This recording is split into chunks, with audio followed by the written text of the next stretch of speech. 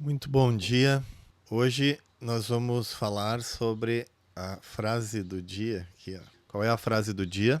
Aqui está a citação do 14 de outubro. Esforço-me para reunir o que há de divino em mim ao que há de divino no universo. Então, nós vamos por essa frase do dia. Vamos nos esforçar para unir o que há de divino em mim e em você com o que há de divino no universo. Comecemos então. A ideia é pegarmos autores de filosofia, de teosofia e vermos o que eles falam sobre isso e nós podemos depois refletir, chegar a uma conclusão.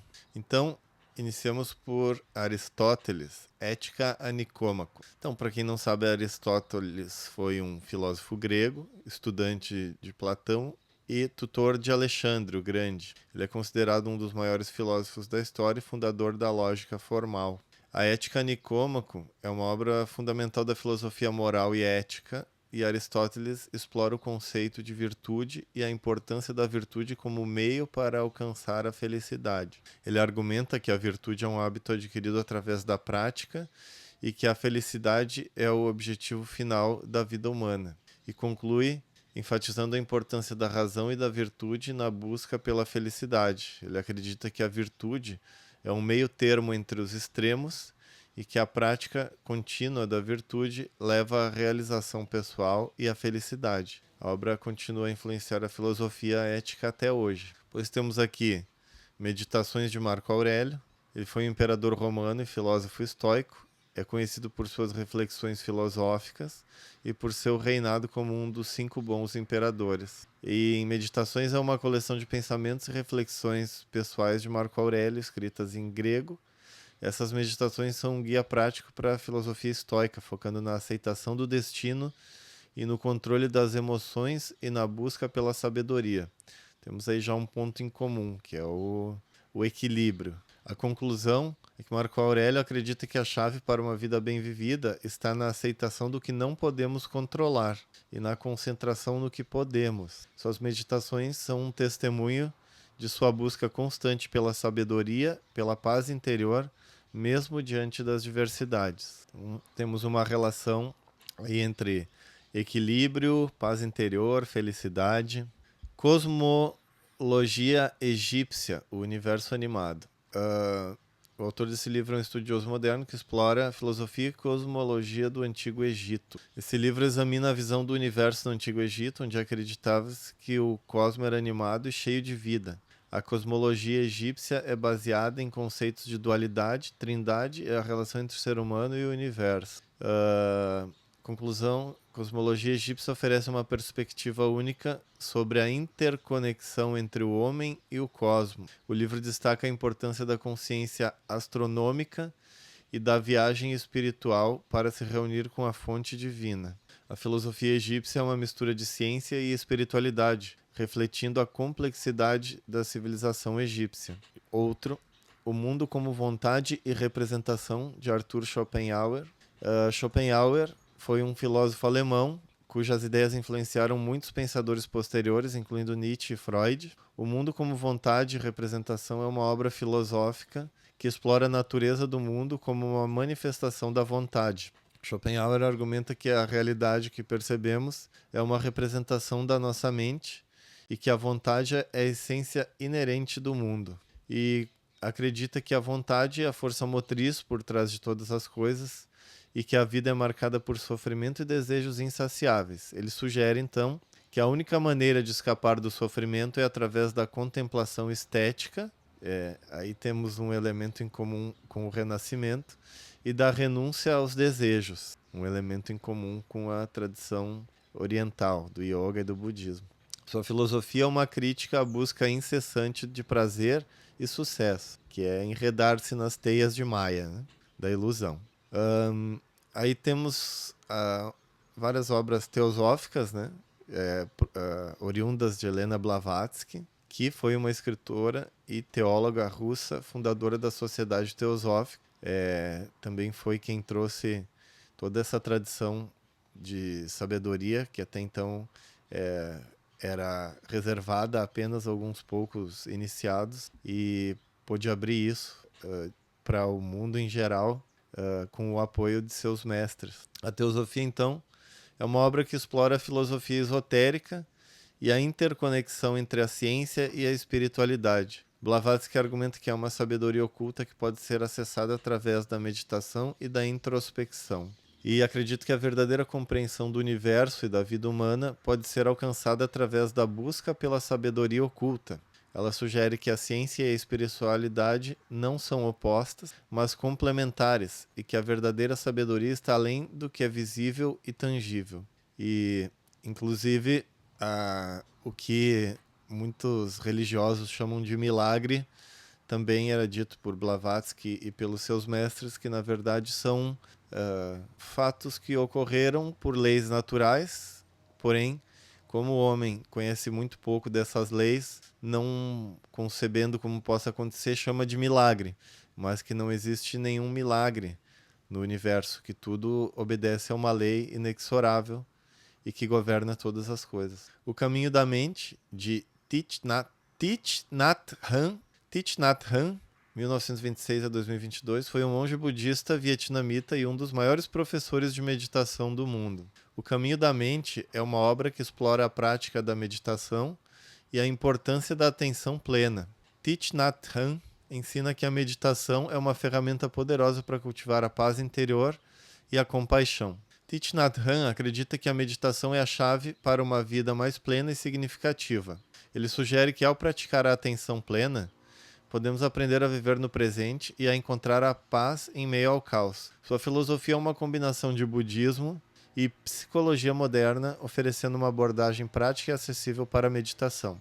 Bom, como ele fala muito de meditação, e acabamos de ver aqui que a Blavatsky também coloca a meditação como um elemento central, eu quero aqui fazer uma pequena pontuação que às vezes nós acordamos e o dia é maravilhoso, tudo faz sentido, há clareza em nossa mente, nós podemos falar sobre qualquer coisa com confiança, com segurança, e tudo parece fazer sentido. Porém, existem dias em que parece que o elemento criativo, ou o que diz o título dessa live, né, a união do eu com o divino, ou do eu com o universo, parece que está com um bloqueio. E nesses momentos, até onde eu posso perceber, a única coisa ou melhor, a coisa que mais surte efeito realmente é a meditação. Porque esse bloqueio, essa sujeira que fica entre o eu e esse elemento criativo que existe dentro de nós mesmos, esse elemento criativo que unifica o tudo, ele só pode ser conectado quando não há bloqueio, quando não há sujeira nessa conexão.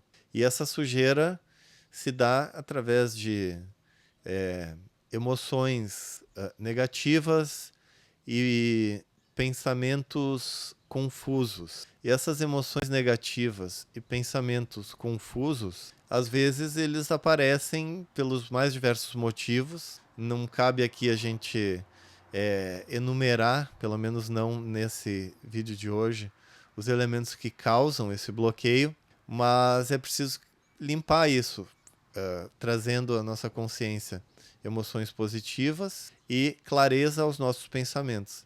E para isso a meditação é o maior remédio, porque nós conseguimos, através do recolhimento, gerar uma conexão novamente com esse elemento criativo, deixando de lado aquilo que é negativo e aquilo que causa confusão, limpando a mente, pacificando a emoção, voltando a nos reconectar com esse elemento criativo que, em última análise, é o nosso verdadeiro eu.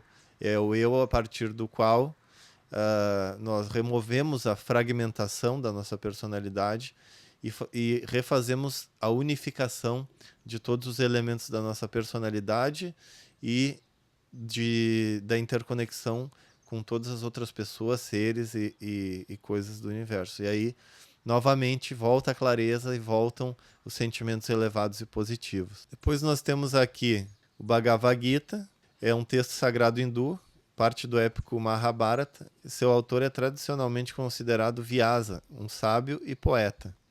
Bhagavad Gita é um diálogo entre o príncipe Arjuna e o deus Krishna, que atua como seu guia. Krishna ensina a Arjuna sobre dever, justiça e a natureza do ser. A obra aborda temas como o Dharma, o dever, e a importância de agir de acordo com a própria natureza, reconectar esse elemento criativo do qual eu falava anteriormente. Bhagavad Gita oferece uma visão profunda sobre a natureza do ser e a importância de agir de acordo com a própria natureza. Então, é exatamente isso que nós falávamos aqui. Uma visão sobre a natureza do ser significa uma visão, uma meditação sobre esse elemento que faz com que as coisas façam sentido para nós, com que a gente não viva em meio a uma confusão e a aridez de pensamentos fragmentados e desconectados. E aí, então, agindo através da unidade da própria natureza, nos reconectarmos com a nossa essência. Depois temos aqui Eneas, de Plotino. Plotino viveu entre 205 e 270 d.C., foi um filósofo neoplatônico, nascido no Egito romano. Ele estudou em Alexandria e mais tarde fundou sua própria escola em Roma. Eneas é uma coleção de escritos de Plotino que abordam temas como a natureza do uno, o princípio divino, a alma e o intelecto. Plotino argumenta que a realidade última é uma unidade indivisível e que a alma humana pode alcançar a união com o divino através da contemplação filosófica. Olha que interessante, né? A realidade última é uma unidade indivisível e podemos alcançar com a união com esse divino através da contemplação filosófica, que é outro meio de falar também meditação. Porque a meditação pode ser também meditar em elementos que remetam a ideias elevadas, né? A seres perfeitos, a ideias metafísicas. A meditação tem diversas formas de meditar, né? E diversos objetos sobre o qual podemos meditar. Plotino acredita que o Uno é a fonte de toda existência e que a vida humana deve ser orientada para retornar a essa unidade primordial. Mesma coisa que o Yoga oriental fala. O retorno a essa unidade primordial, da qual nós saímos, fomos até o fundo da matéria, inclusive nos esquecendo dessa unidade primordial, e depois retorna-se novamente recobrando a consciência sobre nossa verdadeira identidade, que é una com essa unidade primordial. Sua filosofia oferece uma visão profundamente espiritual da realidade, onde a busca pela verdade interior é essencial para a união com o divino. E essa verdade interior que se busca é esse elemento unificador. Depois, temos aqui a Divina Comédia, de Dante Alighieri. Dante Alighieri viveu de 1265 a 1321, foi um poeta e filósofo italiano, conhecido por sua obra-prima, A Divina Comédia. Ele é considerado um dos maiores poetas da literatura mundial. A Divina Comédia é um poema épico que narra a jornada de Dante através do inferno, purgatório e paraíso. A obra é uma alegoria da alma humana e busca de salvação, onde Dante é guiado por Virgílio e Beatriz, representando a razão e a fé, respectivamente. Dante explora a relação entre a alma humana e o divino, mostrando que a salvação é alcançada através da purificação e da união com Deus. Olha que interessante, né? A purificação, ou seja, que falávamos logo anteriormente, né? Limpar essas emoções negativas e esses elementos que causam confusão, purificar essa conexão para poder unir-se ao elemento criativo, ao elemento unificante, que aqui ele chama de Deus. Sua obra é uma síntese de filosofia, teologia e poesia, oferecendo uma visão espiritual e moral profunda da existência humana. Depois temos aqui as Consolações da Filosofia, de Boécio, Ancius Manlius Severinus Boetius, 480-524 DC. Foi um filósofo e estadista romano. Ele é conhecido por sua obra A Consolação da Filosofia, escrita durante seu encarceramento. As Consolações da Filosofia é um diálogo entre Boécio e a filósofa personificada como uma mulher sábia.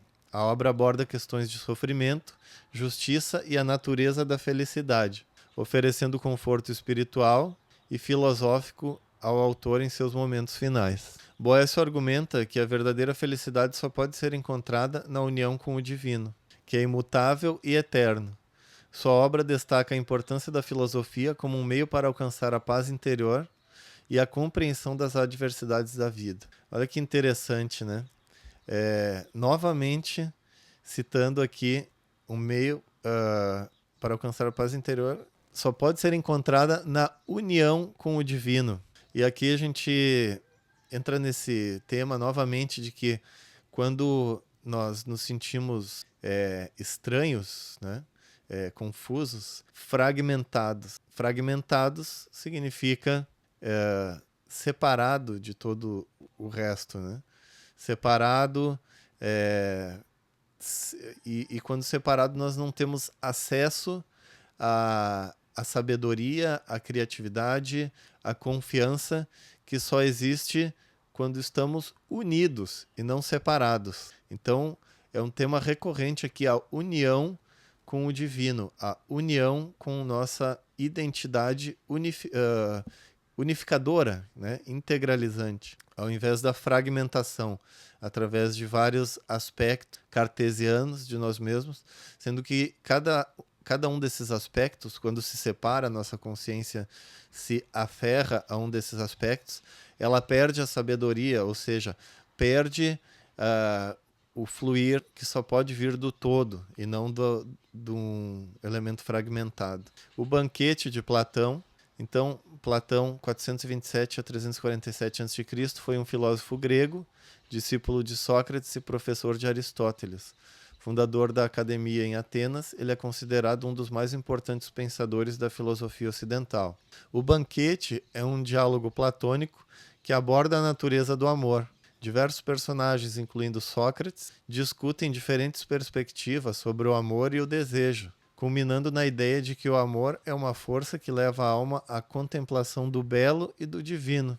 A conclusão sugere que o amor é um meio pelo qual a alma pode ascender ao conhecimento do divino e do eterno. A obra destaca a importância do amor como uma força transformadora que nos conecta com o que há de divino no universo. Conecta com o que há de divino, conhecimento do divino e do eterno.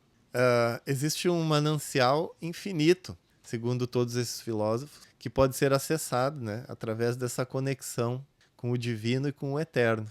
Teologia mística de Pseudo-Dionísio, o Areopagita. Pseudo-Dionísio Areopagita foi um teólogo e filósofo cristão do século V ou VI, não está bem certo, cuja verdadeira identidade é desconhecida. Ele é conhecido por seus escritos místicos e teológicos. Teologia mística é uma obra que explora a natureza inefável de Deus e a via negativa, um método teológico que busca entender Deus através da negação de atributos finitos. Pseudo-Dionísio argumenta que o divino está além de toda compreensão e descrição humana, e acredita que a união com o divino só pode ser alcançada através da contemplação e do abandono de todo conhecimento sensorial e intelectual. Sua obra oferece uma visão mística da teologia, enfatizando a transcendência e a incompreensibilidade de Deus.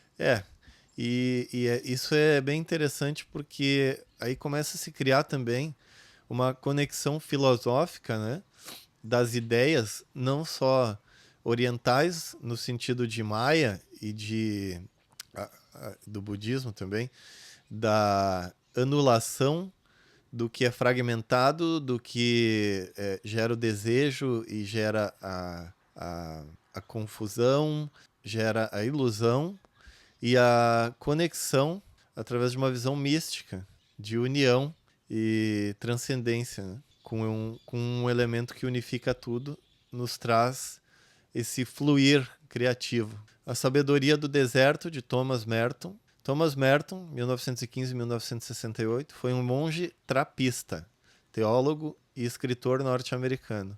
Ele é conhecido por seus escritos sobre espiritualidade e misticismo cristão. A Sabedoria do Deserto é uma coleção de ensinamentos dos padres do deserto, monges cristãos que viveram em regiões desérticas no Egito e na Palestina nos primeiros séculos do cristianismo. Merton reúne e comenta esses ensinamentos, destacando a busca pela pureza de coração e a união com Deus. União com Deus. Merton sugere que a sabedoria dos padres do deserto é uma fonte rica de inspiração para a vida espiritual contemporânea. Ele acredita que a busca pela união com o divino através da simplicidade, do silêncio e da contemplação é um caminho poderoso para encontrar paz e propósito na vida. Aqui, em outras palavras, estamos falando aqui, né, contemplação, estamos falando também de meditação, e simplicidade e silêncio, estamos falando de anulação ou desapego, anulação dos desejos, esvaziamento da mente, né? No sentido de esvaziamento da fragmentação, mas enchê-la com sentido de união, de contemplação. Porque o que pode, para alguém que está sempre fragmentado ou identificado com as partes, gerar um sentido de visão unificadora, pode parecer que está se esvaziando a mente, né? Ou enchendo ela de nada, mas na verdade está se tirando todo a confusão e o turbilhão da mente para que ela possa, então, limpa, se conectar com algo que a preenche totalmente e que gera um sentido de sabedoria, né? De um saber inerente, no qual essa força de sabedoria, essa força criativa, então vai se utilizar, se for necessário, de palavras para expor as mais diversas exposições de temas que não seriam possíveis se não fosse essa força criativa e vivificante que se utiliza, então, aí sim, das ferramentas temporais para expor para canalizar e expressar essa força que só pode vir da unidade. O caminho dos Bodhisattvas, de Santideva. Santideva, 685 a 763, foi um monge budista indiano e um dos maiores filósofos da tradição Mahayana.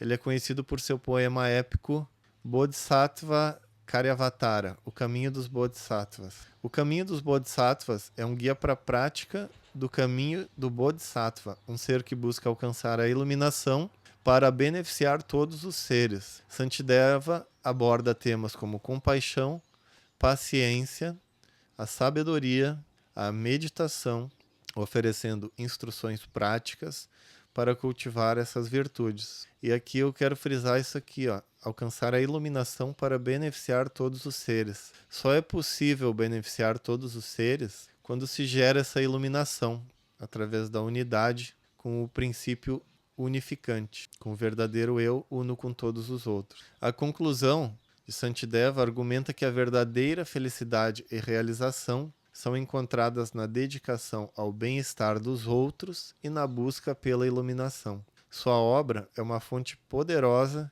de inspiração para aqueles que desejam unir o divino dentro de si com o divino no universo, através da prática da compaixão e do serviço altruísta. E por que o divino dentro de si com o divino no universo vai gerar altruísmo e ajuda aos demais? Porque ao unificar-se com o princípio divino no universo, nós percebemos que esse princípio divino é o mesmo que está dentro de todas as outras pessoas. E então percebemos que quando fazemos o bem para outra pessoa, nós estamos fazendo o bem para si mesmo e para todos os outros. Mas isso não pode ser compreendido, pelo menos não totalmente, enquanto nós estivermos fragmentados, estivermos identificados com apenas um aspecto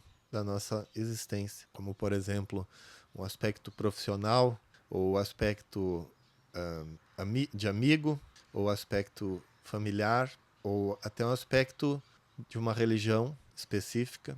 Isso só pode ser feito quando nós conseguimos encontrar o elemento que organiza e harmoniza todas essas outras fragmentações da nossa personalidade, da qual a gente atua no mundo das mais diversas formas, de acordo com a situação requerida. Porém, quando nós vamos atuar e acabamos nos identificando com essa parte fragmentada que está atuando naquele momento e perdemos a identidade com esse elemento unificador, esse eu, que seria como cada elemento fragmentado seria uma pérola, e esse eu unificante seria o cordão que passa por todas as pérolas e que unifica todas elas, fazem com que cada pérola não seja apenas uma pérola solta, mas que seja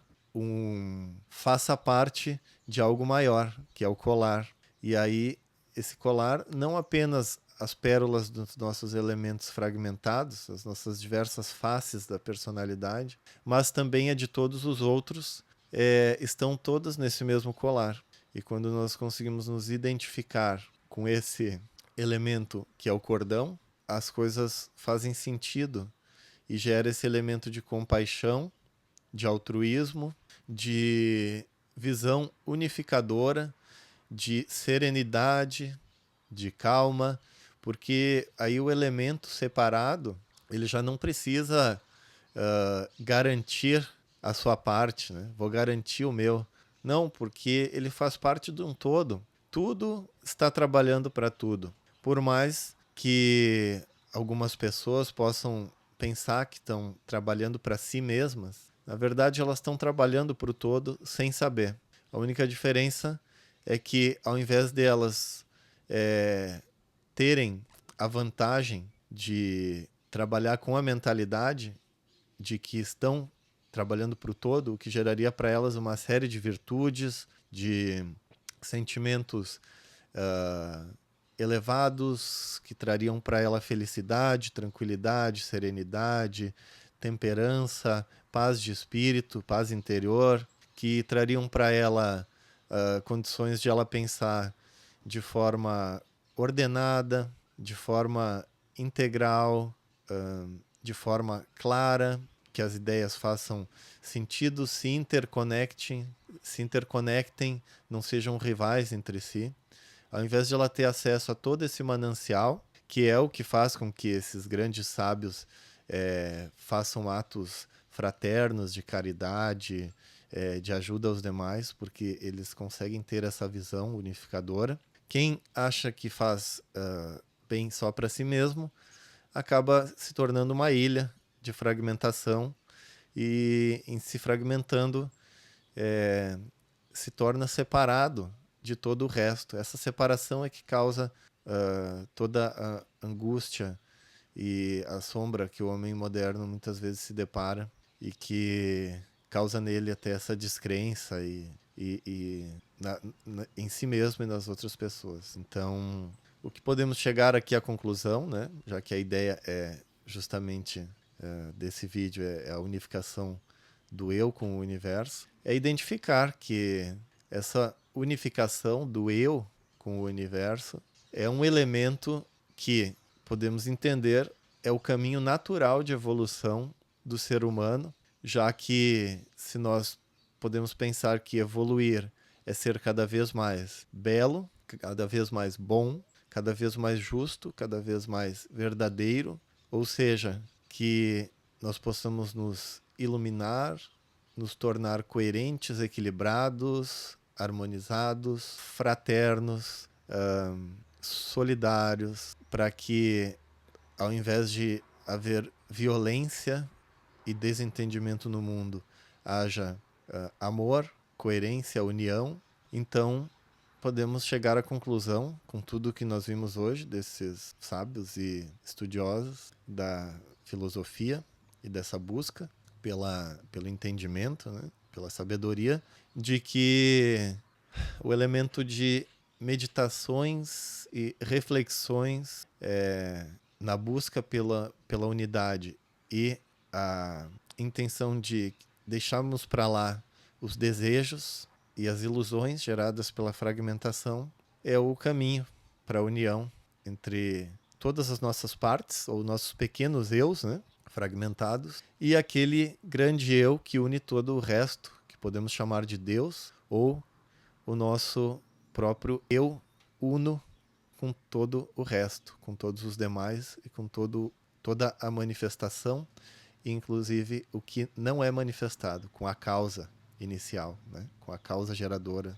de toda a existência. Então, creio que chegamos a um ponto alto e a um entendimento nesse diálogo. Eu digo que é diálogo porque quando eu estou gravando aqui, quando eu estou falando aqui na live, eu imagino que eu estou falando com vocês que estão assistindo. Então é um diálogo. Esse diálogo nós conseguimos chegar então a essa conclusão de que através da diminuição consciente dos desejos e das necessidades dos nossos pequenos eus fragmentados, podemos gerar uma união com o todo, que é uma fonte inesgotável de sabedoria, de criatividade, de amor e de inteligência, a qual gera a união também entre todas as outras pessoas e o amor que também vai nos unir com todos os outros seres e com todas as coisas existentes.